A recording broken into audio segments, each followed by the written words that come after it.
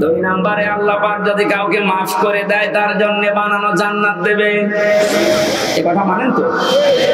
এবার আসেন আমার মূল শিক্ষাটায়। এই বাংলা সহ বিশ্বের যত মুসলমানেরা আজ আমরা আংশিক অনুসরণ করে মনে করছি যে না আমরা আল্লাহর ভালোবাসা মহব্বত পেয়ে গেছি। আপনি হয়তো নামাজে রাসূলকে মানেন, রোজাতে রাসূলকে মানেন, হজ করতে গিয়ে রাসূলের অনুসরণ মতো হজ করেন, যাকাত দিতে গিয়ে রাসূলুল্লাহর অনুসরণ করেন, বিশ্বনবী যে বিচার করেছিলেন কোরআন দিয়ে সেইটাই আপনি আর রাসূলকে মানেন না, তখন মেনে নিয়েছেন ব্রিটিশকে। আরো আসতে বলেন, আপনার অনুসরণকে আংশিক হয়েছে না পূর্ণাঙ্গ? আংশিক অনুসরণের মাধ্যমে আল্লাহর মহব্বত ভালোবাসা পাওয়া যাবে না।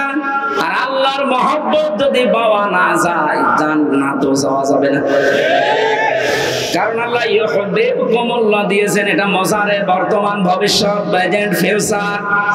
কোন মানুষ যখন পূর্ণাঙ্গ অনুসরণের জন্য সিদ্ধান্ত নিয়ে লেগে পড়বে, আল্লাহ পাক বলেন আমিও তাকে ভালোবাসা শুরু করব।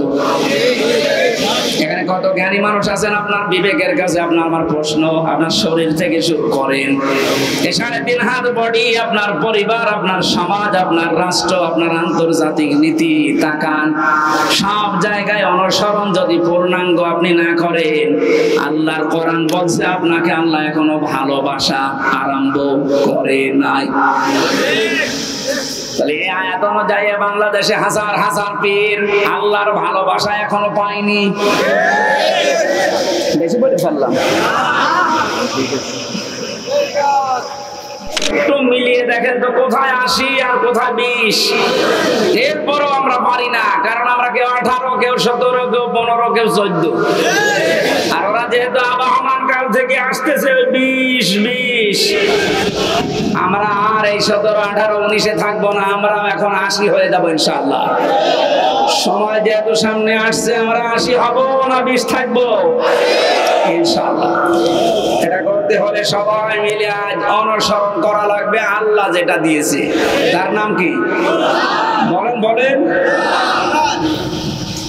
আল্লাহ পাক আয়াতের পরবর্তীতে জানিয়েছেন ওয়ালা তাত্তাবিউ মিন দুনিহি আউলিয়া।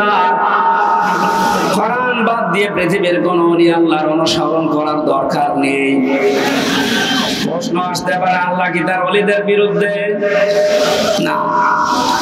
সূরা ইউনূসের 62 নম্বর আয়াত 11 নম্বর পারার 15 নম্বর পৃষ্ঠার 1 নম্বর লাইনে আছে আলা ইন্না আউলিয়া আল্লাহি লা খাউফুন আলাইহিম ওয়া লা হুম ইয়াহজানুন। আল্লাহ পাক বলেন কোনো ভয় নেই, কোনো চিন্তা নেই। আমার ওলি যারা, তাদের কোনো ভয় চিন্তা নেই।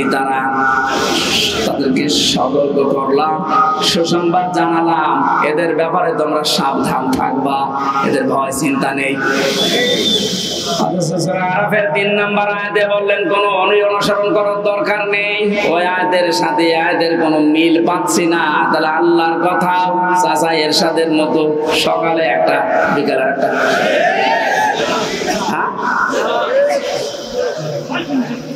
কোরআনে কারিমে আল্লাহ তো জানিয়েছেন লা মুবাদদিলা লিকালিমাতি, আল্লাহর কালামের কোনো পরিবর্ধন নেই। অথচ ওখানে বললেন ওলিদের কোনো চিন্তা নেই, আর এখানে বলছেন ওলি অনুসরণ করার দরকার নেই। মুফাসসিরিন ইকরাম লিখেছেন আয়াতের ব্যাখ্যা করতে গিয়ে আল্লাহ এই জন্যই ওলি অনুসরণ নিষেধ করেছেন। আল্লাহ খুব ভালোভাবে জানেন, কারণ বর্তমান ভবিষ্যৎ এগুলো সব জানেন কে? আরো জোরে বলেন। সব যেহেতু তার নিজের জ্ঞানে আছে, উনি আগেই জানতেন যে ভবিষ্যতে কিয়ামত পর্যন্ত আমার এমন বান্দা বান্দি দুনিয়ায় আসবে, আর আমি আল্লাহর চাইতে ওদের আব্বাকেই বড় মনে করবে। এই জন্য আল্লাহ নিষেধ করেছেন কোনো আব্বার কোনো অনুসরণ করার দরকার নেই।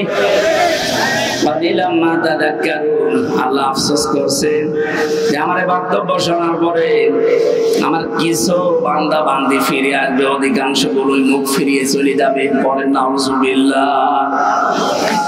কোরআন উপস্থাপনের যে ধরন আমরা শিখেছি আল্লাহর কাছ থেকে, আপনি হয়তো না বোঝার কারণে মন খারাপ করতে পারেন। 2 নম্বরে আল্লাহ যেটা জানাতে চেয়েছে ওটা আবাহমান কাল থেকে আসতেছে, আল্লাহর বক্তব্যের সাথে মিলছে না।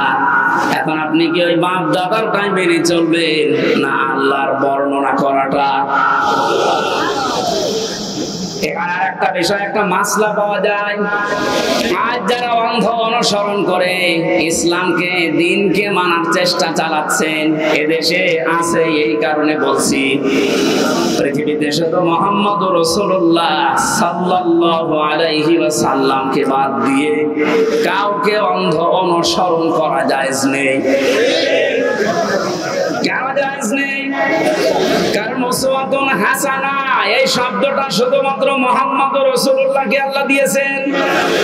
পৃথিবীর কাউকে আল্লাহ উসওয়াতুন হাসানা এটার গ্যারান্টি দেয়নি। লাকাদ কানা লাকুম ফি রাসূলিল্লাহি উসওয়াতুন হাসানা, অবশ্যই তোমাদের জন্য মহত্তম আদর্শ লুকিয়ে রেখেছি আমি আল্লাহ রাসূলুল্লাহর জীবনে। কার জীবনে? বলেন। আল্লাহকে এখানে বলতে পারতেন না যে আব্দুল্লাহ বিন মোহাম্মদ ইবনে আব্দুল্লাহ, তার জীবনের ভেতরে আমি লুকিয়ে রেখেছি। তার নাম তো আল্লাহ জানতেন, কেন তার নামটা এখানে উচ্চারণ না করে রাসূলুল্লাহ দিলেন? কারণ তিনি মুহাম্মদুর রাসূলুল্লাহ এই শব্দটা পেয়েছিলেন নবী হওয়ার পর থেকে। 40 বছরের আগ পর্যন্ত মানুষ তাকে আরব জাহানে বলতো আব্দুল্লাহ বিন মোহাম্মদ। আর 40 বছরে যখন তিনি কোরআন পেয়েছেন তখন শুধু আব্দুল্লাহ বিন মোহাম্মদ না, হয়ে গেছেন রাসূলুল্লাহ। তাহলে অনুসরণ করা, অনুকরণ করা মুহাম্মদ ইবনে আব্দুল্লাহকে ফরজ না রাসূলুল্লাহকে ফরজ? আশা করছি আমি যেটা বোঝাতে চাচ্ছি আপনি বুঝবেন। এই বাংলাদেশ সহ বিশ্বের বহু জায়গায় আমি গিয়ে দেখেছি তারা আজ এখনো পর্যন্ত এই কথা বলছে আমরা নবীওয়ালা কাজ করি। আপনি আব্দুল্লাহ বিন মোহাম্মদ ইবনে আব্দুল্লাহ, তিনি যতদিন পর্যন্ত নবী হওয়ার আগ পর্যন্ত এ নামে মানুষ তাকে ডাক দিয়েছে, আপনার জীবনে এই কাজগুলো আছে। কারণ তিনি ওই সময় সত্য কথা বলতেন, ভালো কাজের আঞ্জাম দিতেন। কোন মানুষ যদি বিপদে পড়তেন সেখানে এগিয়ে যেতেন। এই কাজগুলো মুহাম্মদ ইবনে আব্দুল্লাহর জীবনীতে আমরা সিরাত ইবনে হিশামে সিরাত বিশ্বকোষের ভেতর থেকে পেয়েছি। কিন্তু তিনি যখন রাসূলুল্লাহ হয়ে গেছেন তার আপন চাচা আবু লাহাব পর্যন্ত জানের শত্রু হয়ে দাঁড়িয়েছে। এই বাংলাদেশ সহ বিশ্বে আজ যারা বলেন আমরা নবীওয়ালা কাজ করি না, আপনি মুহাম্মদ ইবনে আব্দুল্লাহর কাজ করেন। রাসূলুল্লাহ নবীওয়ালা কাজ যদি কেউ দাবি করে, উনি যেমন রাসূল হওয়ার পর থেকে 63 বছর, এই 23 বছরে 82 বার টার্গেট হয়েছিলেন ইহুদিদের, আপনি অন্তত 82 বার না হলেও 2 বার তো হবেন। আপনাকে ইহুদি খ্রিস্টান মুশরিক সবাই ভালোবাসে, সবাই ভালো বলে, বুঝতে হবে আপনার কাজ এখনো রাসূলুল্লাহর কাজ হয়নি। এটা আমাদের অনুসরণ করা দরকার এখন থেকে। মুহাম্মদ ইবনে আব্দুল্লাহ না রাসূলুল্লাহ? আরো জোরে। আল্লাহ রাব্বুল আলামিন রাসূলুল্লাহকে অনুসরণ অনুকরণ করার তৌফিক আমাদেরকে যেন দান করেন, বলেন আমিন।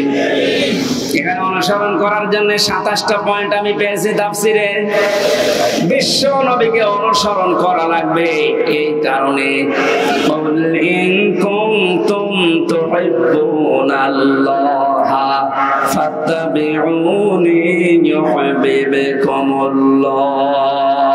ইলা আখিরি আয়াত। সূরা আলে ইমরানের 31 নম্বর আয়াতে আল্লাহ জানিয়েছেন, হে নবী, মানুষকে আপনি কথা বলেন যদি আল্লাহকে ভালোবাসিয়ে দাবি তারা করে, তারা যেন আপনার অনুসরণ করে। শব্দের দিকে খেয়াল করেন, ফাত্তাবিউনি, আমার অনুসরণ করো। এখন এই অনুসরণটা মাস্ট বি করাই লাগবে 1 থেকে 40 না 40 থেকে 63। এই সহজ কথাগুলো আপনি বুঝতে চান না, খালি ফাতোয়াবাজি করেন কেন বলেন তো? 1 থেকে 40 বছর পর্যন্ত পৃথিবীতে কেউ যদি মুহাম্মদ ইবনে আব্দুল্লাহকে না মানে অনুসরণ না করে সে জান্নাতে যাবে না। একটা হাদিস দেখান, কোরআনের একটা আয়াত বলেন।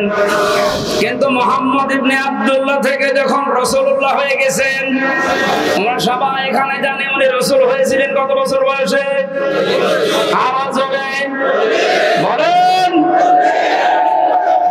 40 থেকে 63। কত?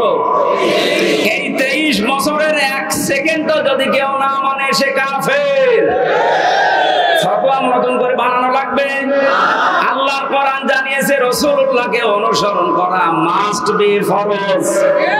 ওমা আতাকুমুর রাসূল, আল্লাহ কিন্তু ওমা আতাকুম মুহাম্মদ ইবনে আব্দুল্লাহ দেননি। শব্দগুলো একটু খেয়াল করে পড়তে পারেন না? ওমা আতাকুমুর রাসূল, তোমাদের কাছে রাসূল যা নিয়ে এসেছে ফাখুযুহু, ওটা আঁকড়িয়ে ধরো। আমার নাহাকুম আনহু ফান্তাহু, আনহু মাঝে রাসূলুল্লাহর দিকে। তোমাদেরকে রাসূলুল্লাহ যা নিষেধ করে ওইগুলো ছেড়ে দাও। আত্তাকুল্লাহ, আল্লাহকে ভয় করো। ইন্নাল্লাহা শাদীদুল ইকাব, অবশ্যই আল্লাহর আযাব বড় কঠিন। এবার আসেন তো আয়াতের মূল শিক্ষায়। বিশ্ব নবী মুহাম্মদ রাসূলুল্লাহ আমরা সবাই স্বীকার করে নিচ্ছি যে উনি হয়েছিলেন 40 বছরে, না জন্মের পরেই? আর জোরে বলেন। উনাকে অনুসরণ করা লাগবে কি মুহাম্মদ ইবনে আব্দুল্লাহ হিসাবে না রাসূলুল্লাহ হিসাবে? রাসূলুল্লাহ হিসাবে অনুসরণ করলে এখানে ফাত্তাবিউনি দিয়েছেন। আল্লাহকে ভালোবাসিয়ে দাবি যদি করে থাকো, এখানে ইহুদি, খ্রিস্টান, বৌদ্ধ 4500 ধর্মের লোকেরা আছে। প্রত্যেকেই তার দেবতা বলেন, ভগবান বলেন, গড বলেন, যাই বলেন, সবাই কিন্তু বোঝাতে চায় কাকে? বলেন বলেন।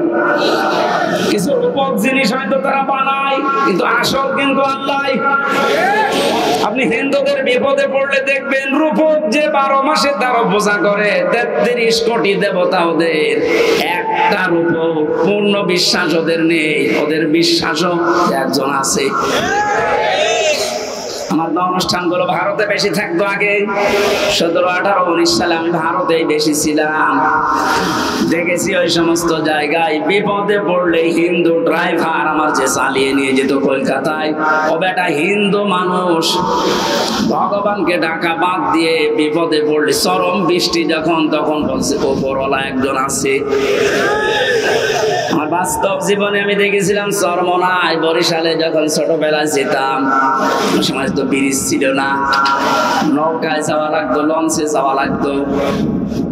একবার ওঠার পরে দেখে বিশাল ঝড় উঠেছে। আমরা যারা মুসলমান পড়ছি লা ইলাহা ইল্লাল্লাহ, লা ইলাহা ইল্লা আনতা সুবহানাকা ইন্নী কুনতু মিনাজ জালিমিন। সামনে দেখলাম দাদা আর দাদি বসে আছে হিন্দু, ওরাও পড়ছে লা ইলাহা ইল্লাল্লাহ। বললাম দাদা চেহারা দেখে মনে হচ্ছে অন্য ধর্মের, মুসলমান হয়েছেন কবে? বলছে না মুসলমান হয়নি, কালেমা পড়লেন। যে ঝড় উঠেছে ও কালী দুর্গার কাজ না, আল্লাহ লাগবে। ওরাও জানে যে একজন আছে, কথা বলেন ঠিক কিনা? যে যে ধর্মে তার নতুন নতুন রূপক অর্থে বানিয়ে নিয়েছে, কিন্তু আসল একজন আছে। এই কথা সবাই যেহেতু বলছে, আল্লাহ এই কথাই জানাতে চাচ্ছেন, তোমরা যারা বলো আল্লাহ তোমাকে ভালোবাসি, তোমাকে আমরা মহব্বত করি, আল্লাহ বলছেন এই কথার দাবি পূরণ করার জন্য ফাত্তাবিউনি, আমার রাসূলের অনুসরণ করা লাগবে। কি করা লাগবে? এবার আমার প্রশ্ন এখানে যারা জ্ঞানী মানুষ তাদের কাছে, এই অনুসরণ কি আংশিক না পূর্ণাঙ্গ? আরো জোরে বলেন। আজ এই বাংলাদেশ সহ বিশ্বের বহু মুসলমানেরা, আমি যে সিঙ্গাপুর, মালয়েশিয়া কয়েকটা রাষ্ট্র ঘুরে আসলাম এই 15-20 দিন আগ থেকে, বাস্তবতা দেখেছি হাজার হাজার লক্ষ লক্ষ আমাদের মতো মুসলমান আংশিক কিছু মানা কিছু অনুসরণের মাধ্যমে ওরা মনে করছে আমরা নাজাত পেয়ে যাব, অথচ ফাত্তাবিউনি, আমার অনুসরণ করো। আমরা সবাই স্বীকার করছি অনুসরণ আংশিক না, এটা পূর্ণাঙ্গ। নাকি আংশিক? পূর্ণাঙ্গ অনুসরণ করবেন আপনি। এখন অনুসরণ যখন আরম্ভ করবেন, আল্লাহ বলেন ওয়ায়াগফির লাকুম যুনুবাকুম, দুইটা জিনিস আমি দেব। এক নম্বরে জীবনের যত অপরাধ আছে, জামবন না দিয়ে যুনুব বহু বছর দিয়েছে, আপনি যদি অনুসরণ করা আরম্ভ করেন, আপনার জীবনে দুইটা পুরস্কার আল্লাহ দেবে। যত অগণা ছিল পেছনে সব আল্লাহ রাসূলের অনুসরণের কারণে মাফ করে দেবে। দুই নম্বরে আল্লাহ পাক যদি কাউকে মাফ করে দেয়, তার জন্য বানানো জান্নাত দেবে। এই কথা মানেন তো? এবার আসেন আমার মুর্শিদ কাটায়। এই বাংলা সহ বিশ্বের যত মুসলমানেরা আজ আমরা আংশিক অনুসরণ করে মনে করছি যে না আমরা আল্লাহর ভালোবাসা মহব্বত পেয়ে গেছি। আপনি হয়তো নামাজে রাসূলকে মানেন, রোজাতে রাসূলকে মানেন, হজ করতে গিয়ে রাসূলের অনুসরণ মতো হজ করেন, যাকাত দিতে গিয়ে রাসূলুল্লাহর অনুসরণ করেন, বিশ্বনবী যে বিচার করেছিলেন কোরআন দিয়ে সেইটাই আপনি আর রাসূলকে মানেন না, তখন মেনে নিয়েছেন ব্রিটিশকে। আরো আসতে বলেন, আপনার অনুসরণ কি আংশিক হয়েছে না পূর্ণাঙ্গ? আংশিক অনুসরণের মাধ্যমে আল্লাহর মহব্বত ভালোবাসা পাওয়া যাবে না, আর আল্লাহর মহব্বত যদি পাওয়া না যায় জান্নাতও যাওয়া যাবে না। কারণ আল্লাহ ইউহিব্বুকুমুল্লাহ দিয়েছেন, এটা মজারে বর্তমান ভবিষ্যৎ প্রেজেন্ট ফিউচার। কোন মানুষ যখন পূর্ণাঙ্গ অনুসরণের জন্য সিদ্ধান্ত নিয়ে লেগে পড়বে, আল্লাহ পাক বলেন আমিও তাকে ভালোবাসা শুরু করব। এখানে কত জ্ঞানী মানুষ আছেন, আপনার বিবেকের কাছে আপনার আমার প্রশ্ন, আপনার শরীর থেকে শুরু করেন, এই 3.5 হাত বডি, আপনার পরিবার, আপনার সমাজ, আপনার রাষ্ট্র, আপনার আন্তর্জাতিক নীতি তাকান, সব জায়গায় অনুসরণ যদি পূর্ণাঙ্গ আপনি না করেন, আল্লাহর কোরআন বলছে আপনাকে আল্লাহ এখনো ভালোবাসা আরম্ভ করে নাই। তাহলে এই আয়াত অনুযায়ী বাংলাদেশে হাজার হাজার পীর আল্লাহর ভালোবাসা এখনো পায়নি। বেশি বলে ফেললাম। আশা করছি আমি যেটা বোঝাতে চেয়েছি এখন থেকে আর অপূর্ণাঙ্গ না, আমরা পূর্ণাঙ্গ অনুসরণ করতে চাই রাসূলুল্লাহকে। আজকের আমার তেলাওয়াত কি তো আয়াত ওইটাই, সূরা ইউনূস 25 নম্বর আয়াত, কোরআনে কারীমের 10 নম্বর সূরা, এটা 11টা রূপ আছে, 109টা আয়াত আছে। মক্কায় নাযিল হয়েছে, একটা আয়াত আর একটা আয়াতের আংশিক পড়েছি। আল্লাহ রাব্বুল আলামিনও জানিয়েছেন। এবার আমি তাফসীর আকারে শুরু করছি, জবান খুলে পড়েন। আউযু বিল্লাহি মিনাশ শাইতানির রাজীম, বিসমিল্লাহির রহমানির রহিম।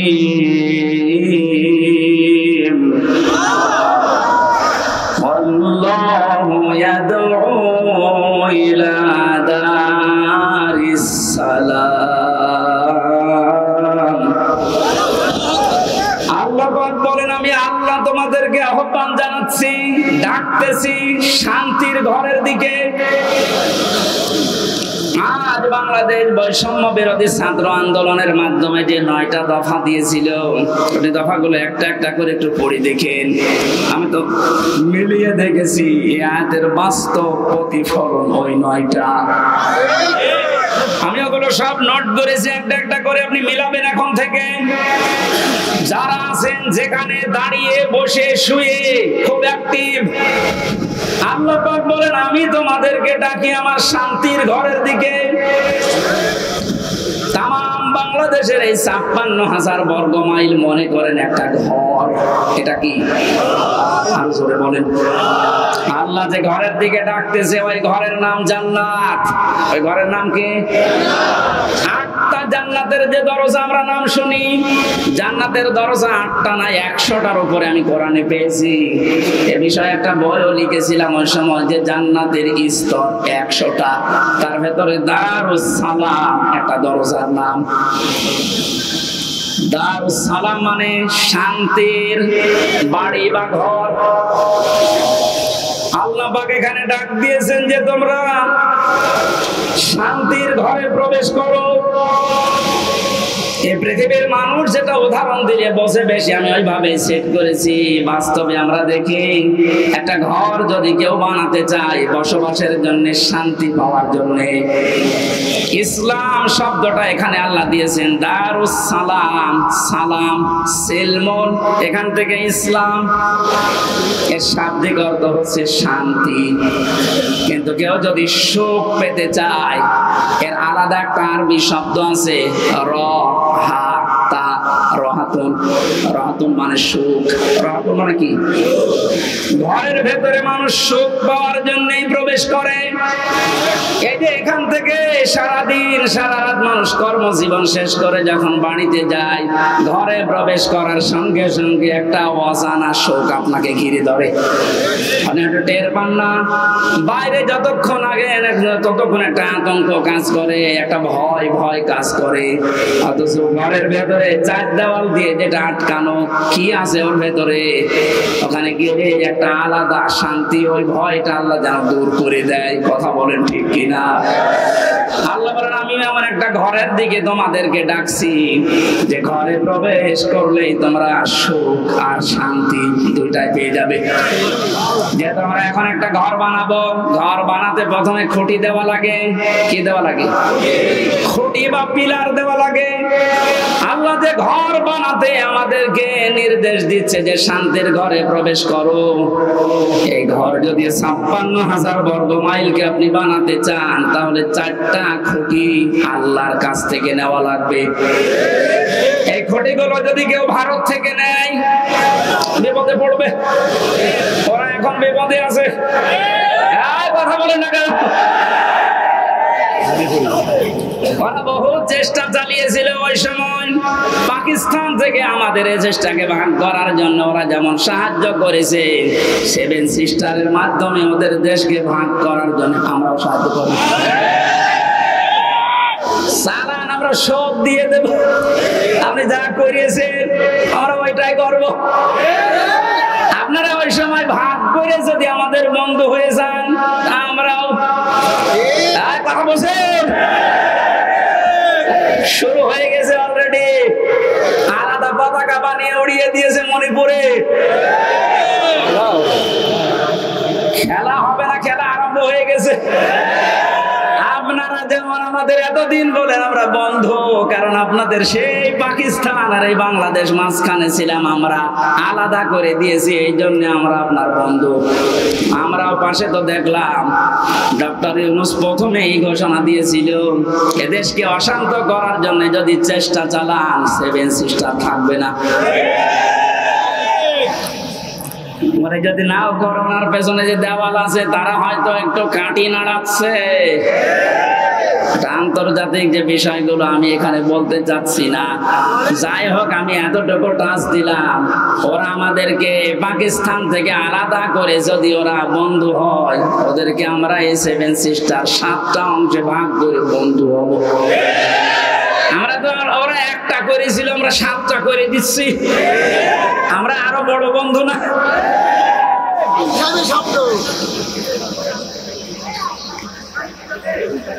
যশোরবাসী এবার খেয়াল করেন, না আমরা শুধু ভারত থেকে না, চীন থেকে না, রাশিয়া থেকে না, আমেরিকা না, কারো কাছ থেকে খুঁটি নিতে চাই না। আল্লাহ যে খুঁটি দিয়েছে শান্তির ঘর বানাতে, আমরা ওই খুঁটি নেব। আমার কথার অর্থ বোঝার চেষ্টা করেন, খুব খেয়াল করে শুনবেন। আমি কোরআনে কারীম থেকে পেয়েছি, এক নম্বরে আল্লাহ পাক বুনিয়াল ইসলাম আলা খামসিন শাহাদাতি আল্লাহ ইলাহা ইল্লাল্লাহ। এই যে হাদিসটার ভেতরে 5টা বিষয় আছে, তার 4টা খুঁটি আমি সেট করেছি। নামাজ, রোজা, হজ আর যাকাত, এই 4টা খুঁটি মজবুত ভাবে গেড়ে দেওয়া লাগবে। খুঁটি থাকলে হয় না। ঘরকে শান্তির ঘর বানাতে হলে বেড়া দেওয়া লাগে। কথা বলেন না কেন? কোরআনে কারীম থেকে আমি বেড়া বের করেছি 4টা। 1 নম্বরে বেড়া, 1 নম্বরে বেড়ার নাম হচ্ছে রাজনীতির বেড়া। এটা যেহেতু চলছে এখন দেশে, এটা পরিষ্কার করা লাগবে। 4টা বেড়া দিতে হয়, চারদিকে দেওয়াল দেওয়া লাগে। 1 নম্বর দেওয়াল তুলতে হবে রাজনীতির দেওয়াল। এটা অলরেডি আরম্ভ হয়ে গেছে। এখন যেহেতু আমরা শান্তির ঘর আমরা নির্মাণ করতে যাচ্ছি, এই ঘরে যারা রাজনীতির বেড়া হিসাবে থাকবে, এই মানুষগুলোকে অনুসরণ করার একটা বিশাল সুন্দর সিস্টেম আল্লাহ আয়াতে দিয়েছেন। আল্লাহ পাক বলেন, আমাকে অনুসরণ করো, আমার রাসূলকে অনুসরণ করো। তোমাদের ভেতরে যারা রাজনীতি করবে, নেতা হবে, নেতৃত্ব দেবে, তাদেরকে অনুসরণ করবা। কিন্তু শিক্ষা হচ্ছে আতিউ, এই শব্দটা এটা একটা ফেল, এটা ভাব, এটা ক্রিয়া। এটা আল্লাহ নিজের নামে আর রাসূলের নামে দিয়েছেন, কিন্তু উলিল আমর যারা রাজনীতি করবে, নেতৃত্ব দেবে, নেতা হবে, তাদের আগে দেননি। বাংলার মুসলমানেরা, এমন একটা ঘর যেহেতু আমরা নির্মাণ করতে যাচ্ছি, যে ঘরে প্রবেশ করলে কোনো ভয় থাকবে না, কোনো চিন্তা থাকবে না। বলেন বলেন, এমন একটা ঘরে আমরা যেতে প্রবেশ করতে ইচ্ছা করছি বা প্রবেশ করব বলে আশা করছি, যে ঘরের ভেতরে, ঘরের এরিয়াতে গেলে কোনো চিন্তায় থাকবে না। ঘরের পাশে যে যদি ছিনতাইকারী ধরে, ঘরের ভেতরে যারা বসবাস করছে, ওরা দা নিয়ে, খন্তা নিয়ে, বটি নিয়ে, কথা বুঝতেছে, বাড়ির ভেতর থেকে এসে ছিনতাইকারীকে এই ঝিনাইদহ সাবেক এমপির মতো টুকরা টুকরা করে ফেলবে। আমার মনে হচ্ছে এরা না বুঝে চিল্লাচ্ছে। না, আমি জানি আপনারা বুঝে ফেলেছেন। শান্তির যে ঘর আমরা বানাতে যাচ্ছি, প্রবেশ করতে যাচ্ছি, যে সিস্টেম গুলো দিয়ে রাজনীতির এই বেড়া দেওয়ার জন্য, দেওয়াল দেওয়ার জন্য, আমাদের সামনে যারা আসবে রাজনীতি করতে, এই বেড়া দেওয়ার আগে দেখতে হবে আল্লাহ রাসূলকে মেনে চলে কিনা। এই জন্য আতিউটা আল্লাহ উলিল আমর রাজনীতি নেতাদের আগে দেননি। এখন থেকে সিদ্ধান্ত নিয়ে বাড়ি যাবেন আজকে। এই বেড়াটা যেহেতু সামনে দেওয়া লাগবে শান্তির ঘরে, সুতরাং আল্লাহ রাসূলকে যদি আমার বাবা হয়েও মেনে না চলে, ওই বাবাকে আমি ভোট দেব না। আমার আত্মীয় না, দূরের মানুষ, ও যদি আল্লাহ রাসূলকে মেনে চলে, ওর দ্বারা দুনিয়া এবং আখিরাতে আমার কাজ হবে। এতে কাজ হবে ওর দ্বারা, এটা আমি বানালাম। বলেন, সূরা নিসা 5 নম্বর পারার 10 নম্বর পৃষ্ঠার 12 নম্বর লাইনের 85 নম্বর আয়াতে আছে, মাইয়াশ ফাআশাফাতান হাসানাতাই ইয়াকুল্লাহু নাসীবুম মিনহা ইলা আখিরি আয়াত। দলিলগুলো লম্বা করছি না, গরমই আমার ভেতরে ঘেমে যাচ্ছে, জন্য তাড়াতাড়ি করছি। দুনিয়ায় যারা একটা ভালো কাজে সুপারিশ করবে, ভোট দেবে, রায় দেবে, সমর্থন জানাবে, ওই লোকটা চেয়ার পাওয়ার পরে যে ভালো কাজ করে সওয়াব পাবে, আপনি শুধু এই রায় দেওয়ার কারণে একই সওয়াব পাবেন। যে লোকটা এই কাজ করে আমাকে উপকার করছে দুনিয়া এবং আখিরাতে, সে যদি আমার দোলা ভাই না হয়, আমার বাবা না হয়, ও যদি আল্লাহ রাসূলকে মেনে চলতে পারে, ওকে আমি সমর্থন জানাবো, সাপোর্ট করব, সুপারিশ করব। কারা এই মতের সাথে রাজি আছেন দেখি লিল্লাহি তাকবীর।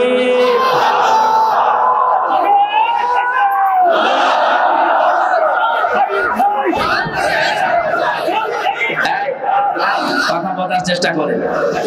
আমি এখন যেটা বললাম এটা তো রাজনীতি হয়ে গেল। না না, এটা যদি রাজনীতি মনে হয় তাহলে সূরা নিসার 59 নম্বর আয়াত কেটে আপনি বাদ দিয়ে দেবেন। আমি ব্যাখ্যা এইভাবে পড়েছি, মারিফুল কোরআন নিয়ে আসেন, ওখানে ভয়ঙ্কর ট লেখা আছে। আমানাত বহু বচন, এই শব্দের ব্যাখ্যায় ভোট, রায়, সমর্থন, সুপারিশ এগুলো লেখা আছে। আপনি তাফসীর মাহফিল লিখে দিয়েছেন, আমি শব্দের ব্যাখ্যায় যদি ওই শব্দগুলো না বলি শুধু আমানত বলি, আপনি তো বুঝবেন না। আর আপনি যদি বোঝেনও না বোঝার ভান করে থাকবেন। এখন আর ভান করার অভ্যাস আছে? 5 তারিখের আগে ছিল। এখন আর ভান করার অভ্যাস নেই, যা পড়ি ওইটাই বলি ইনশাআল্লাহ। আগে তো এই যশোরে যাওয়ার জন্য সেই কুষ্টিয়া ঘুরে আসতাম, এখন একেবারে সরাসরি চূড়ামন কাটি দিয়ে। রাজনীতির বেড়াটা ঠিক করবেন আশা করছি। 2 নম্বরে বেড়ার নাম পেয়েছি আমি সমাজনীতি, 3 নম্বরে পরিবার নীতি, 4 নম্বরে আন্তর্জাতিক যে নীতিটা আছে এটা। এবার আমি 3টা বেড়ার কথা বললাম। পারিবারিক নীতির যে বেড়া, আমি ব্যাখ্যায় যাব। আর কয়েকটা জিনিস লাগে ঘর বানাতে। আমরা দেখি শুধু বেড়া দিলে ঘর হবে না, ছাউনি দেওয়া লাগবে, চাল দেওয়া লাগবে, ছাদ দেওয়া লাগবে। গ্রাম্য মানুষ যারা ঘর বানায় 4 চালা ঘর, এদিকে একটা, এদিকে একটা, ওইদিকে একটা, এইদিকে একটা, চাল লাগে কয়টা? আমি কোরআনে কারীম থেকে 4টা চাল বানিয়েছি। 1 নম্বরে ইমানের চাল। যদি কেউ শুধু ছাদ দিতে চায়, পুরা ইমানটা দিয়ে ঢেকে দিলেই সম্ভব, আর অসুবিধা নেই। যদি 4টা চাল কেউ দিতে চায়, কোরআন জানিয়েছে সৎকর্মের চাল দেওয়া লাগবে, যুদ্ধনীতির চাল দেওয়া লাগবে, সমাজনীতির চাল দেওয়া লাগবে। এই চালগুলো যদি একটা একটা করে কোরআন যেভাবে দিতে জানিয়েছে ওইভাবে আমরা দিতে পারি, শুধু চাল দিলেই হবে না, ঘরে প্রবেশ করার জন্য একটা দরজা লাগবে। আল্লাহ পাক যে দরজার ঘোষণা দিয়েছেন কোরআনে, লা ইলাহা ইল্লাল্লাহু মুহাম্মাদুর রাসূলুল্লাহ। আল্লাহর এই শান্তির ঘরে যদি কেউ প্রবেশ করতে চান, তাহলে এই কালেমা পড়ে এই দরজা দিয়ে প্রবেশ করা লাগবে। গত পরশুদিন আমার চুয়াডাঙ্গা ছিল, স্বামী স্ত্রী 2 জন এই দরজা দিয়ে অলরেডি প্রবেশ করেছে। এর কয়েকদিন আগে ছিল গাইবান্ধা, সরমজিৎ নাকি নাম যেন, এই লোকটা এই দরজা দিয়ে আল্লাহর এই শান্তির ঘরে অলরেডি প্রবেশ করেছে। প্রতিদিন প্রতিনিয়ত আজকেও দেখলাম 26 জন আল্লাহর এই কালিমা পড়ে এই দরজা দিয়ে অলরেডি শান্তির ঘরে ঢুকে পড়েছে। আমরা তো আগে থেকেই ঢুকে বসে আছি। তাহলে আল্লাহ যে ঘর বানাতে বললেন, এই ঘরের দরজার নাম কালেমা। নাম কি? জবান খুলে একবার পড়েন, লা ইলাহা।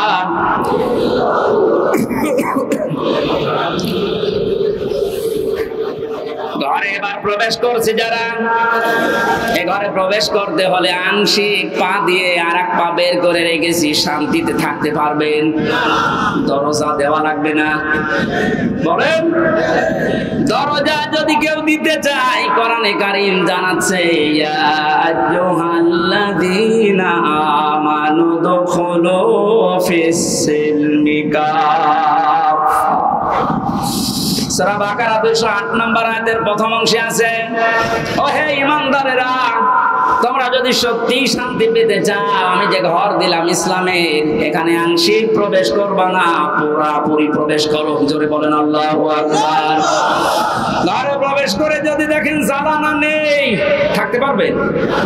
আরামে ঘুমাবেন, দরজা বন্ধ, জ্বালানা দিয়ে চুরি হয়ে যাবে। আল্লাহ পাক এজন্য জানিয়েছেন, এই ঘর শান্তিময় রাখতে হলে আগে জ্বালানা ঠিক করো। আমরা পুরো ঘরের 2টা, 3টা, 4টা পর্যন্ত জ্বালানা দেখি। কোরআনে কারীম থেকে আমি জ্বালানা পেয়েছি, এদিক থেকে বাতাস ঢুকবে, ওই দিকে বের হয়ে যাবে। 2টা, একটা মুআমালাত আর একটা মুআশারাত। আমিরে জামাত ডাক্তার শফিকুর রহমান যেটা এখন অলরেডি আরম্ভ করেছে, এই কথা বলছেন, শান্তির এই ঘরে থাকতে হলে জ্বালানা লাগবে।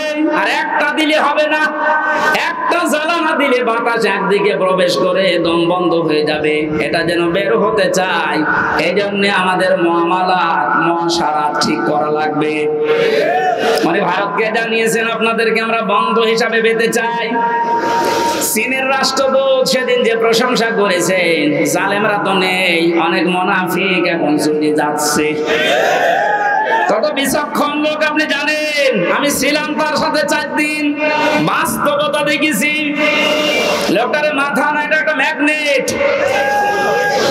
আপনি 20 বছর পরে যেটা বুঝবেন, আল্লাহ ওনাকে 20 বছর আগে ওইটা বোঝার মতো তৌফিক দিয়ে দিয়েছেন। ওনার যে স্যাক্রিফাইস, ওনার যে বিচক্ষণতা, যে তাওয়াক্কুল ভেতরে আছে, আর যে ইখলাস নিয়ে উনি কাজ করে, আমার আল্লাহ মনে হয় এই কারণে ওনাকে আস্তে আস্তে তুলে দিচ্ছে। আপনি যত ষড়যন্ত্র করেন রুখতে পারবেন না। ওনার প্রতিটি পদক্ষেপ আমার মনে হয় তাহাজ্জুদের নামাজ পড়ে সিদ্ধান্ত নিয়ে তারপরে করেন। জেলখানায় যতদিন আমি দেখেছি, আমার তো সেজদা ছিল 2 মিনিট 2.5 মিনিট, আর ওনার সেজদা ছিল 1 ঘন্টা 1.5 ঘন্টা। মানে সেজদায় যে মনে হয় কাঁদতেন যে আল্লাহ আমাকে আরো ছেলে মেয়ে বেশি দাও, আমার সম্পদ আরো বাড়িয়ে দাও। কি করেছে 1 ঘন্টা 1.5 ঘন্টা সেজদায় বসে বসে। এমন কিছু উনি এই যে বছরের পর বছর জেল খাটার মাধ্যমে চেয়েছিলেন, আমার আল্লাহ ওই চাওয়াগুলো জিনিস এখন আস্তে আস্তে ওনাকে দিয়ে দিচ্ছে। জালেমরা বিদায় নিয়েছে, মুনাফিকদেরকে বলবো আপনি থামেন, পারবেন না।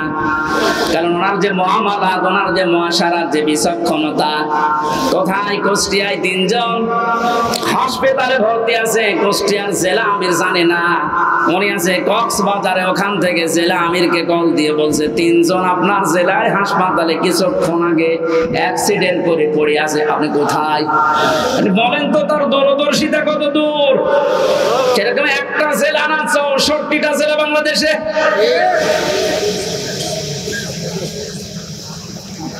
শুধুমাত্র জ্বালানা দিলেই হবে না, আন্তর্জাতিক যে জ্বালানাগুলো আছে উনি ঠিক করার জন্য চেষ্টা চালাচ্ছে। আল্লাহ যেন ওনাকে নিজের কুদরত দিয়ে পরিচালিত করেন, বলেন আমিন।